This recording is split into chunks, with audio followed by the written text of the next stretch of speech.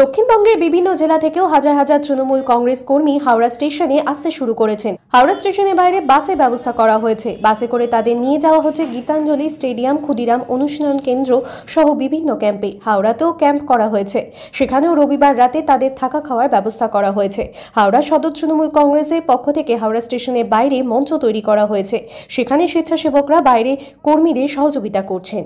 দেখুন, অভ্যর্থনা মঞ্চে তো সব থেকে বড় কথা, বহু মানুষ আসছেন, তাদের প্রত্যেক জায়গায় পৌঁছে দেওয়া, তাদের খাওয়া দাওয়ার ব্যবস্থা করা, থাকা খাওয়া সব ব্যবস্থাই এই মঞ্চ যারা করেছেন। এই হাওড়া জেলার প্রতিটি মানুষ, আমাদের সংগঠনের সকলেই আছি আমরা এখানে, তাদের আন্তরিকভাবে তাদের জায়গায় পৌঁছে দিচ্ছি। আমাদের নেত্রী মমতা বন্দ্যোপাধ্যায়, অভিষেক বন্দ্যোপাধ্যায় এবং উচ্চ নেতৃত্ব আমাদের যে নির্দেশ দিয়েছেন আমরা সেটা এখানে বসে পালন করছি।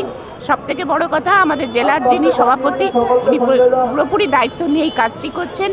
আর এখানে খাওয়া দাওয়া থাকা সব ব্যবস্থাই হচ্ছে এবং পৌঁছে দেওয়া হচ্ছে। তাছাড়া মেডিকেল ক্যাম্প আছে, কারোর যদি কোনো সমস্যা হয় তাকে মেডিকেল হেল্প দেওয়া সব কিছুই করা হচ্ছে।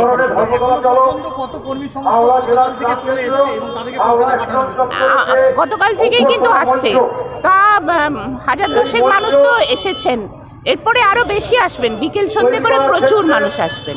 আমি মনে করি এই স্টেশনেই অন্তত 50 থেকে 60,000 মানুষ আসবেন বিভিন্ন জেলা থেকে। তাছাড়া তো বাস থেকে শুরু করে গাড়ি, আজকাল একটু বেশি গাড়ির প্রবণতা হয়েছে, তবে ট্রেনেও বহু মানুষ আসছে।